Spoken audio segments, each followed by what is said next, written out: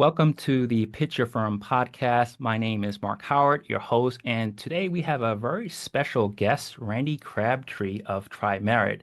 And I'm going to try to do a very short intro. I may run out of breath because there are some amazing things that you're going to find out about him and his firm. So he's a co-founder and partner of Tri-Merit, a specialty tax services firm. He's also the podcast host of the Unique CPA. He's been listed on the Inc. 5,000, his firm, not once, but twice. I believe they're currently at spot 1833. He's been listed as one of the Accounting Today's top most influential accountants. He is the leader of the Bridging the Gap conference and quite a few things more. I'm actually losing my breath with all of these. Randy, did I miss anything? Welcome to the show. Well, thank you so much, Mark. It's a pleasure to be here. Actually, just one correction, Inc. 5,000 fastest growing privately held firms. We've now been on the list 3 straight years. Wow, I'll have to update my notes. Congratulations on that. Yeah, that came out August of 24 was the third. Year three, and I think we're up to like 1,700 or something on that. Spectacular, spectacular. Well, we're going to have to unpack that because I think you obviously are doing a lot of things right. And I want to talk about a few things today. But I think the most important thing, when I was kind of looking at your background, one of the things that struck me out, I saw a quote somewhere and you said, "We don't lose people." And of all the things that I saw, I think that stood out the most because that told me that at this talent crunch situation we're in today with our industry, it's not only hard to keep people, it's hard to bring people on as well. So I wanted to kind of, before we kind of go into everything else, I want to maybe start with that. And I want to talk a little bit about culture. What is it in particular you feel that you guys are doing with your culture that maybe not many other firms are doing? And most importantly, how are you not losing people, Randy? Yeah, that's a good call. I've been a big, let's say, proponent of creating a people first culture my entire career, and my career spans a long time. Actually, I started my first business when I was 16, and at that point, the culture was let's just have fun. And fun's important, but it can't just be fun. And so Sure. some of the things we do is I think as leaders, there's some key traits you need to do to have and then act on to create a people first culture. And just to backtrack a second, you hear often like, hey, we are a client centric firm, clients first, clients are right. I think that's completely backwards. Right there, you've just told everybody that works with you that you're not important. It's the client that's important. And for me, it's the people you work with that are important. And that translates to clients being serviced. And so if you put your people first, that happens. So, just a few things. And this is the cool thing. We do this in a remote environment because we're 75 people and we're 99.9% fully remote. We have an office nobody has to go to, and it's seldom done. But from a leadership standpoint, you have to be intentional about creating a culture. And intentionality means you have to be intentional about creating relationships with the people you work with, not just, hey, Mark, I know you as your job title. No, Mark, I know you as your outside of work passions. And that's super important. When people, we just did and Mark, I'll ramble as long as you let me. So you might have I'll to give you the jump cue to in. stop. I'll give you the cue. Don't worry about it, Randy. I just did a survey in the profession. We call it the Accountant's Professional Satisfaction Survey. And in there, one of the highest levels of creating satisfaction within somebody within the profession is when they feel that they are known by the people they work with. And so that's what I think we've done from day one is we've gotten to know the people. And just as an example, we hired 3 new people in the last month. When we hire a new person on, I do a welcome call with them, and that welcome call is basically let's just get to know each other. It's nothing about business. It's nothing about, hey, what's your history and what were you doing before Tri-Merit and what are you doing here and how many hours you're going to put in. I mean, it's nothing like Sure. that. It's hey, if you're comfortable, can you tell me about your outside of work passions? What do you enjoy doing Hmm. when you're not working?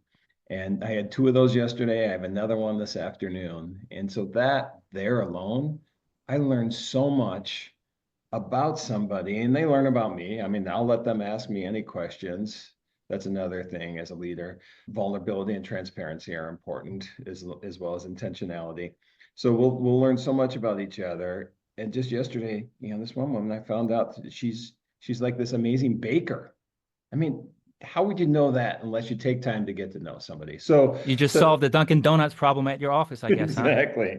So building relationships is, the short answer to the long diatribe I just did of how you create a culture.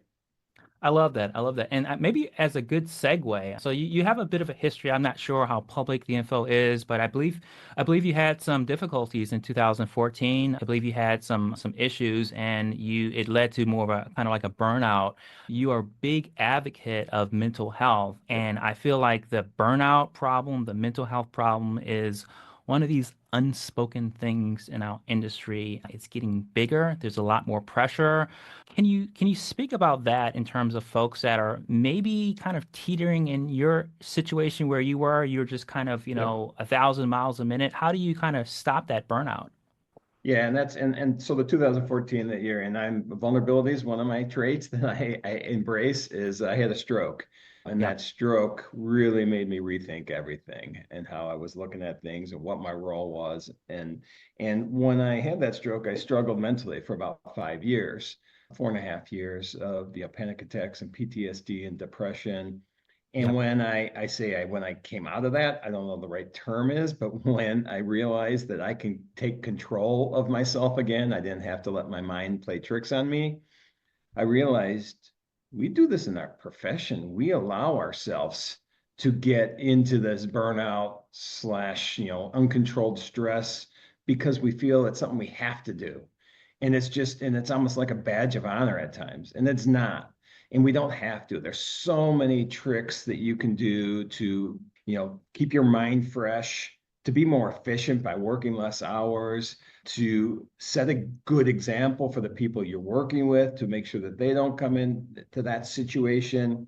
But then also, our survey that I was mentioning earlier also talked about, mental health awareness and physical health and stress and burnout. And what we found is that when a company put tools in place to help their people address those, satisfaction levels went through the roof. But it wasn't just the tools, you actually had to destigmatize asking for help. And sure. so that's what I want to do by going out talking about burnout and mental health and sharing my story of dealing with depression. And I'll cry in that session and the audience will cry, but vulnerability is big. And by doing that, you're showing, I feel at least if I can affect one person every episode, every time I do this, I'm making a difference. And by doing that, I just want to show people it's okay to let people know you do need help. It's okay to say, yes, I just can't put in the 60 hours anymore, or I need to find a way to manage that from a mental standpoint. And that's a huge passion of mine. Wow, that's amazing. I'll try not to break down on this podcast because everyone is watching, but yeah, that's pretty profound. Randy, this kind of reminds me of sort of like a hero's journey. It's kind of like an arc, right? You were successful, you hit this pivotal moment in your life in 2014, and then you kind of like a phoenix, rose from the ashes, so to speak, from there. So, with that said, you guys are in a very good position right now. I believe you're in the $15 million revenue range. I think projected to do about 20 million, maybe in another couple years or so. Amazing trajectory. And what I want to talk about now is in terms of folks looking to work at your firm, is there anything in particular about your firm that you feel differentiates you from any other firm? We talked about the culture a little bit. Is there anything in particular? They could go to a big four, they could go to any other specialty shop. Is there anything we missed there? Yeah, so for us, the most important thing when we're looking to bring new people on is find the right person. And the right person doesn't mean find the right role for that person. If we find somebody good, you know, we'll let them evolve into the role that we'll let them find their own role. And this has happened Sure. multiple times.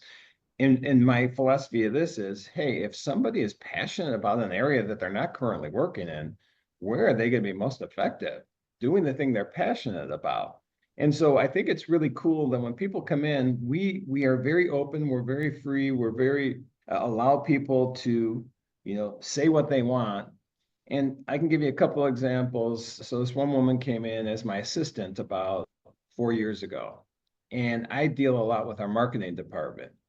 And almost immediately I could see that when we had the meetings with the marketing department, she just lit up. This was just, she was Hmm. passionate about what was going on in that marketing department. And so within a month, she transitioned from being my assistant, which I needed, but it was more important that she did the role she wanted. And so she now basically is the mastermind of our conference that you mentioned, Bridging the Gap, and we'd be nowhere without her. And so I have multiple stories like that where people come in as one and transition immediately or within a year or two, or come up with ideas that have been really successful with us, and they're not afraid to share those ideas. And so just giving people the freedom to find their niche within the business, I think, is a big differentiator for us. Now, speaking of niches, you are in a pretty interesting niche. You're doing the specialty tax services, R&D, depreciation, 179. There's many things that you offer. What is it what is it particularly about that niche that sort of compels you to do that? Why that particular niche, Randy? It actually found me before I started Trimerit. I was a generalist. Been in accounting for a long time, in public accounting, and I was somebody that was dealing with clients in every industry, and probably not an expert in any of them because I was trying to help too many industries. Sure. And that's a different burnout story. But when I had that practice, that was burnout I was dealing with in there. And I got to the point where I thought my only solution was to sell that practice. And that's what I did. It wasn't the only solution looking back now. There was, based on now, all the things I've learned about burnout, I could have done things different. Did you get a good price for it? One times multiple revenue one time. So I have no idea. This was 18 years ago. So 19 years ago It's now. still about par now. Yeah. Okay. All right. Yeah. And so when I sold that, I started to realize, okay, I'm not independently wealthy. I need to work. And R&D tax credits just kind of kept falling in my lap. I'm like, what is this? What's going on? There's this industry popping up, and there was only a couple companies dealing with it, but for somehow they kept popping up to me, and I thought, you know what? I've met this gentleman, Andy Lane, who's an engineer, maybe in a CPA. R&D tax credits are based on both, tax compliance and engineering technical knowledge. And we just decided, we can do this, and I think we can do this better that's happening out there. And as soon as I realized that you can build a niche practice, and I got super excited about tax credits because I used to do tax returns and I'd tell somebody I did everything I can and you owe $5,000 still. And they Hmm. would just, their face would go drop and they would be like, oh, can't we do anything else? Now with R&D tax credits, I go and I say, hey, yeah, we just created an R&D, you have an R&D tax credit of $100,000 you're going to save taxes on. That energized me. Being able to just tell people they're saving money was huge. And I just fell in love with that tax credit incentive niche. And man, if you fall in love with what you're doing, the sky is the limit. And for us, it's just been, took us about a handful of years, 5 years before we decided that there's other services we can add, but we've been constantly looking for new incentives to add all the time now. Now, one of the things I love to talk about, Randy, is sort of competitive advantages, in particular, sort of building a moat around what you're doing. Now, as you know, you're not the only specialty tax services shop in town. In fact, I see more and more popping up, and not only just specialty tax services, sort of as a category, but individual. There's sort of like companies that just start R&D tax credits or section 31. So let me just ask you this. What do you feel is your competitive advantage? What kind of, keeps you from all these new players that are kind of encroaching? Yep. Or do you not see it like that? Do you see it as not a zero-sum game? So for tax incentives in general, unfortunately, there's been unethical behavior in the past. R&D tax credits from day one, you could see that there was things that were being done wrong, and that came to a head where everybody saw it with the ERC, with the employee retention credit. It became awful. And so we've always had a philosophy is we want to bring integrity to specialty tax by doing things the right way. And so we're going to dig deeper. When we started Trimerit, we completely redefined the documentation process that was going on for R&D tax credits. And this is something that we're constantly, I think Andy and our team being engineers, they're constantly thinking of process improvements or product improvements. Sure. And probably 3 years ago, we did it again. We completely redesigned the documentation process around R&D tax credits because we saw the trend going this way with the IRS and with Congress. They were making changes and they were making it hard to document. Well, we get out in front of that. And so we're constantly going to be putting more time and effort on making sure that if there's an incentive out there that we're going to help you with, you're going to keep it. There's not going to be any question if IRS comes calling. And so the integrity part, I think, is a huge differentiator for us. Now, I'm imagining with this particular niche that there are multiple client acquisition channels, obviously, direct to a particular organizations and companies that need that sort of thing. Do you also work with other accounting firms that maybe bookkeeping firms or outsource CFO firms that really don't have that level of expertise in-house and they want to work with an expert that's not just going to either not, true up on fees or not steal their clients? We Right. have a lot of that back and forth. Do you tell me a little bit about client acquisition, in particular, partnerships that you're trying to build as well? Yep. So that's a great question because from day one, our first clients came from a local CPA firm from where I live. And so I went to them as soon as we started and I said, hey, you know, I won't say the name, but Bob, we are starting this firm. We want to work with you and your clients, you know, and immediately they said yes. That first day of business, I walked out of the first client that they sent to me with a $20,000 check in my hand.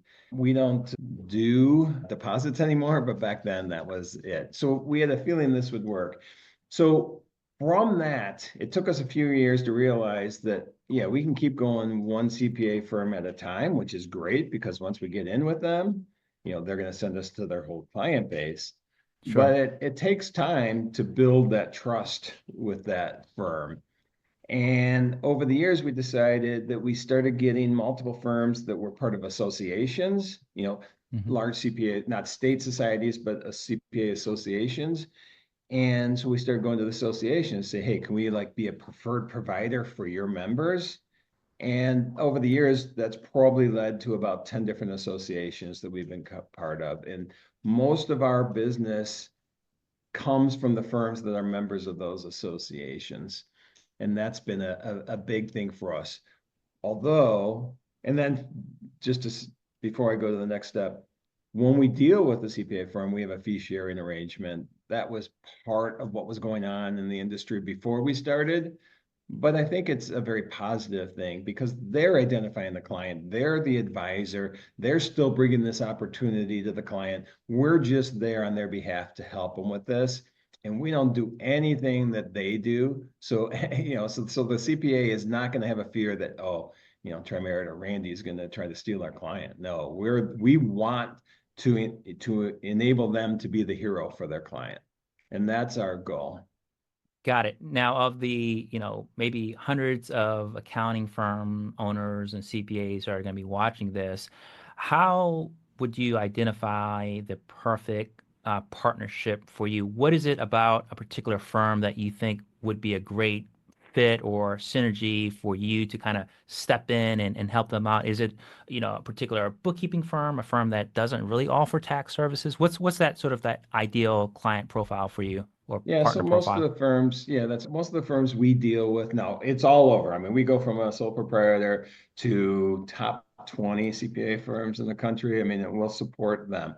Our standard firm, I guess we're working with is and I don't go with revenue, I'll go with like employee size. It's probably 50 to 100 employees is where we normally spend most of our time. And that seems to be a sweet spot. Let's say 80 to 120, even somewhere in there is where we spend most of our time. But we can help anybody. If anybody has a client that needs help, we want to be there. And so, but it's usually a full service firm is where we get most of our business. Got it. And, one of the huge things that particularly for this year is, technology. And I know you love tech as well. I want to talk a little bit about tech. And maybe just to start, you know, a lot of folks watching this show, one of the big mysteries is, what should I do for my tech stack? I get the question all the time, and I hate the answer. That the answer is always it depends, right? Because Yep. it depends on revenue, it depends on the number of FTEs, it depends on specialty and niche, right? So let me ask you, and I can imagine you've been through many different processes and systems over the years.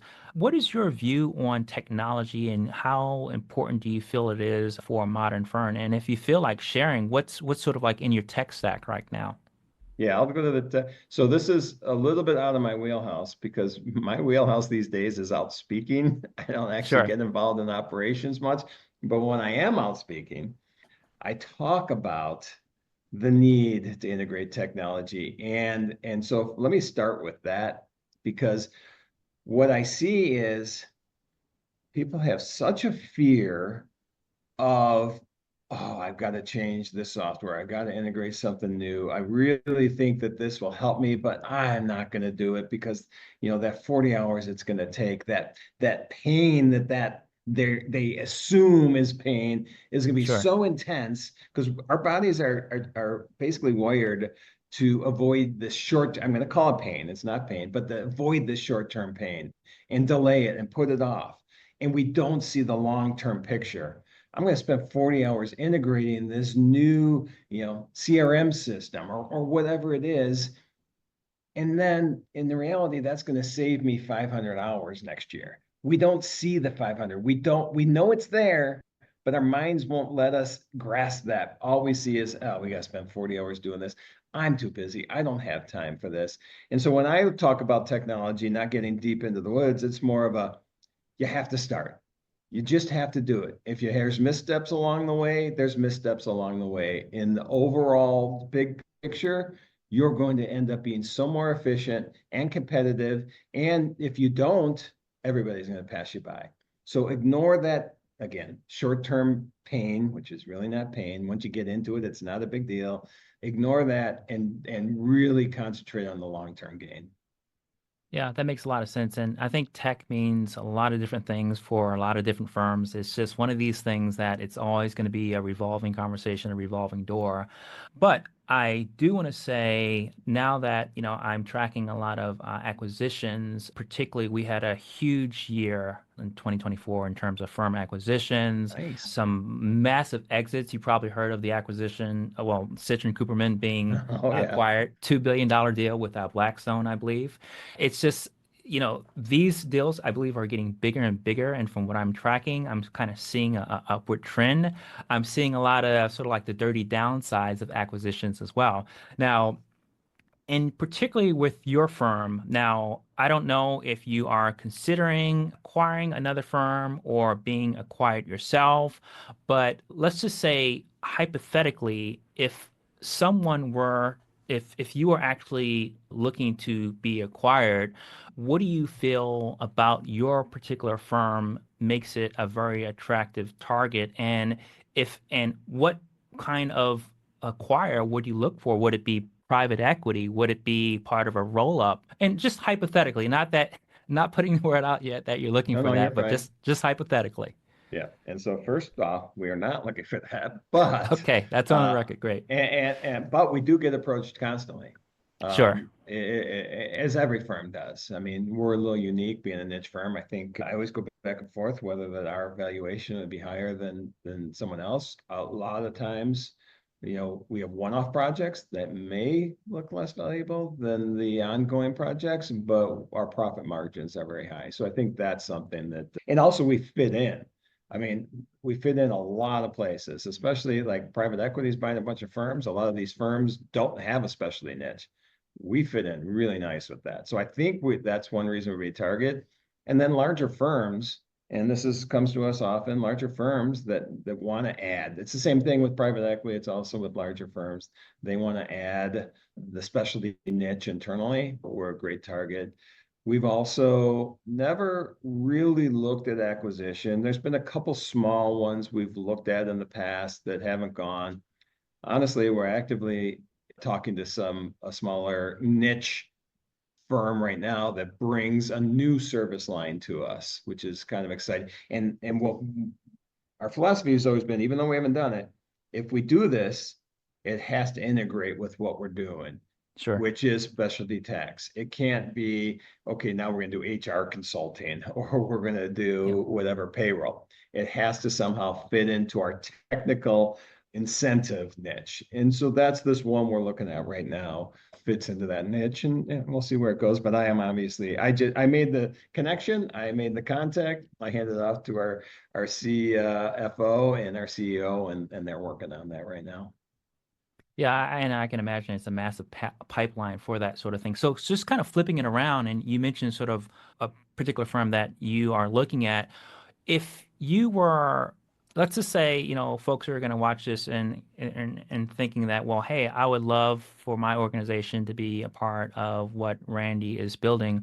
What, hypothetically speaking, what would you look for in a smaller shop or boutique firm as an acquisition target for your firm? You mentioned, would it be a specific skill set that you're looking for, a technical advantage? What would you be looking for as a possible acquisition?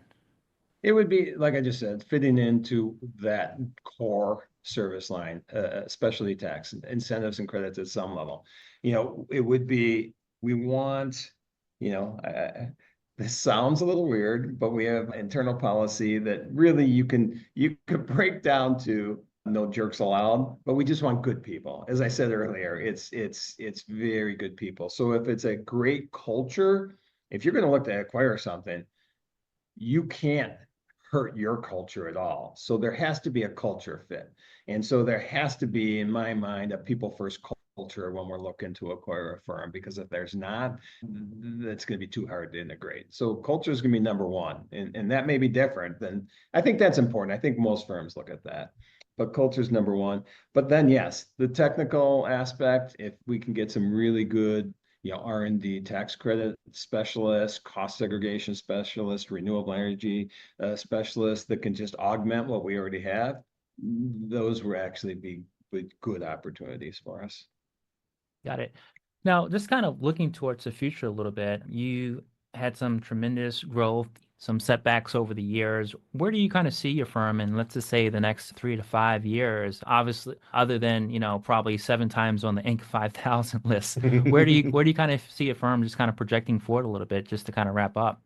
Yeah, so we have a growth plan, and we don't revenue ends up being a final result of the growth plan, but we don't base it on that. We actually base it on, number of positive impacts we're going to have on clients. And you can value those. But when we want to look at things, we don't want to just say, hey, we got to get to 20 million. Or well, we already hit 20 million a couple of years ago, but drop down a little bit now, but we will hit 20 million again shortly. But we want to be $50 million.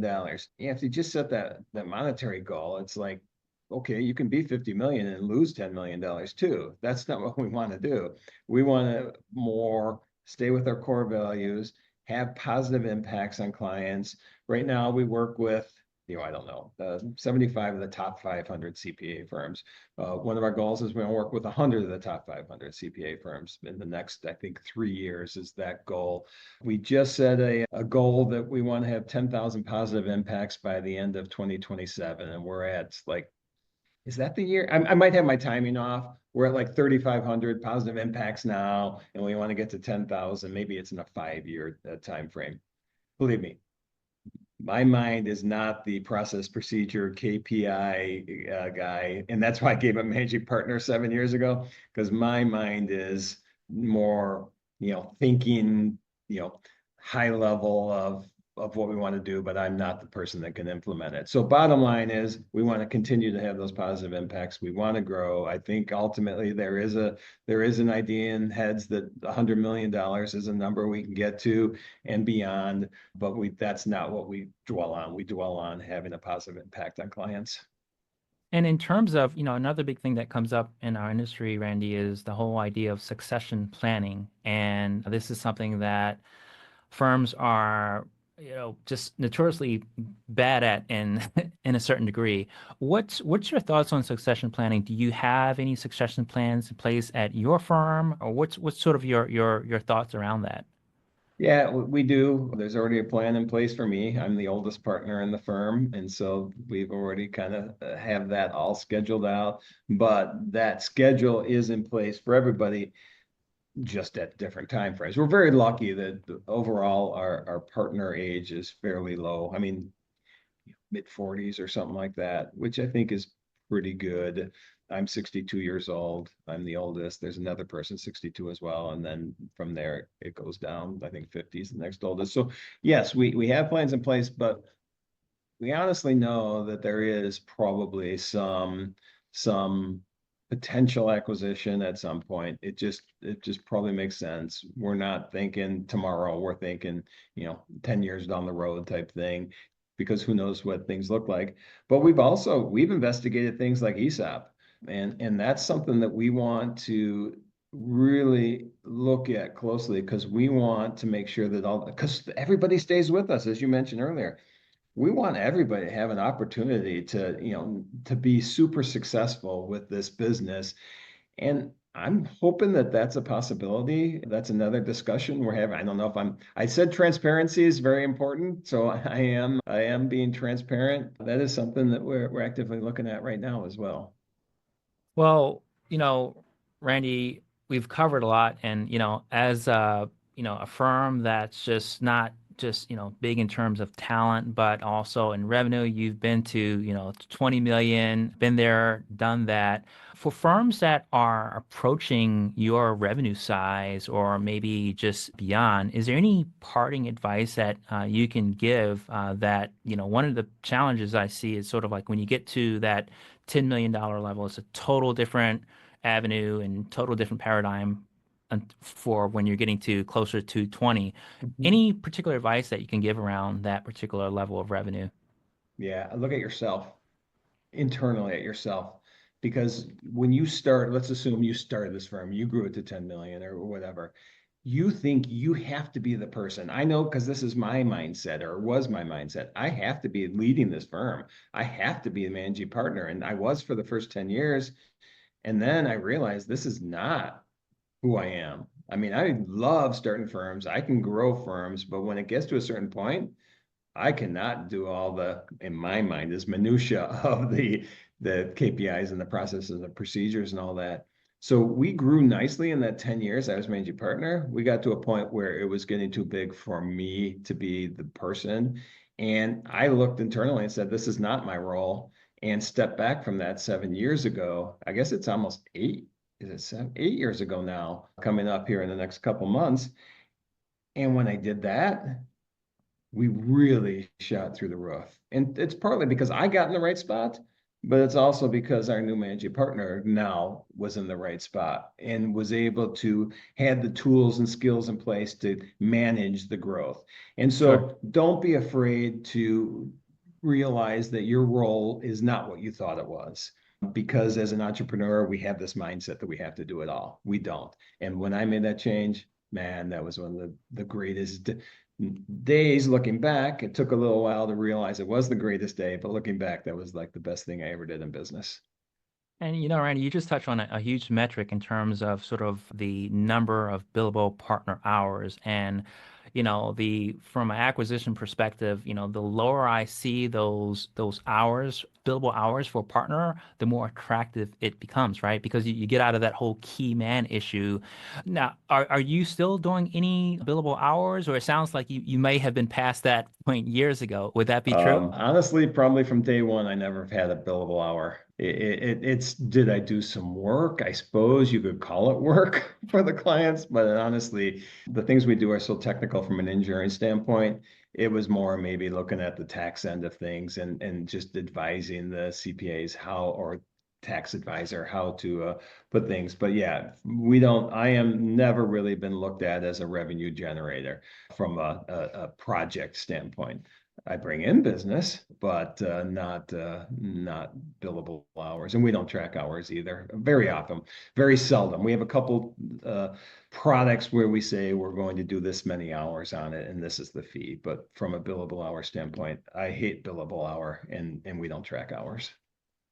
This is really interesting, and if I feel like I'm trying to break down the Randy Crabtree playbook here. You touched on something very important, and, the fact that you haven't had a billable hour quite some time in terms of a partner. It's such a huge thing, and a lot of partners actually have problems with that. And I don't want to put words in your mouth here, but it sounds like your playbook is that you're taking a step back from the billable hour, not because, you couldn't do the work or you wouldn't enjoy it, but your time is significantly more valuable. And when we look at it from a leverage perspective, your leverage is not in billing another $500 an hour. Your leverage is on the thought leadership. Your leverage is on the talent management and acquisition, the conferences, the relationships that you build. Would that be about correct? Yeah, that's definitely it. When I'm out talking, so I talk often about finding your passion, finding your role. And this is, oh man, we may go down a rabbit hole here, but Let's I'm go. going Let's there. take me down the hole, Randy. I want people to enjoy what they're doing. And so if I want that, I had to find that for myself. And that's Sure, what I found. That thought leadership role, I guess is what we call it. But sure. we give back. I mean, a lot of things I talk about have nothing to do with the tax credits or in general. It Right. has a lot to do with the profession. Sure. I have a passion for the profession. In fact, I have a personal mission statement of having a positive impact on people in the accounting profession by inspiring change. And so I want to inspire people to look at different ways to do it. But I have this, so here's the rabbit hole. I have this simple little tool that is kind of a variation of an EOS tool. And this is a friend of mine, Sean Duncan, told me about this.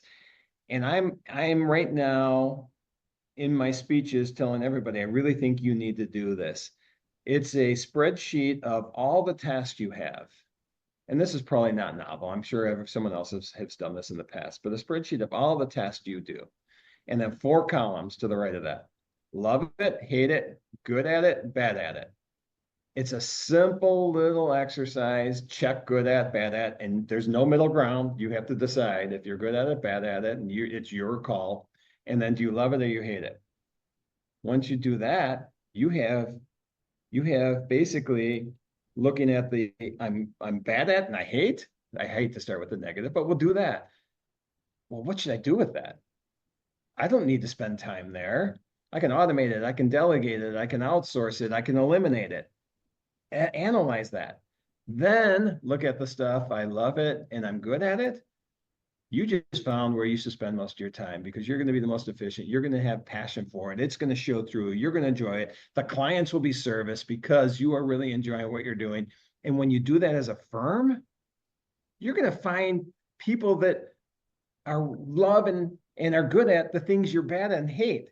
And so why not integrate those roles to the people that really have passion for that area? And so when we do that, I don't even remember what the question was now, but when we do that, it's amazing what happens. That's what happens when you go down the rabbit hole. And as a serial entrepreneur myself, I know when I hear a great idea, I'll just say this live because what you've just said is sort of like a minimal EOS framework that you've basically designed yourself. I can see us sort of like putting out sort of like the Crabtree delegation framework sheet and just kind of like putting that out to the viewers. And it sounds so simple, but it's also very effective because you basically have a bunch of aha moments from there. Yes. So yeah, we can talk about this offline, but I would love to put something out like that just as a resource for the folks that are listening. Would you be open for that? Yeah, it is as a not to I guess promote, but I do have a book coming out later this year on culture, and I am going to have that in the back of the book as well. just a little worksheet on that, but it's simple worksheet. So yeah, we can talk about that for sure. Yeah, yeah, and let's plug that once that gets a little closer. Well, Randy, it's been great today. Thank you for coming on. Giving us the knowledge, your history, and I really enjoyed you on the program today. Well, Mark, thank you. This was a lot of fun. I appreciate it. All right, I'll see you around next time. Got it.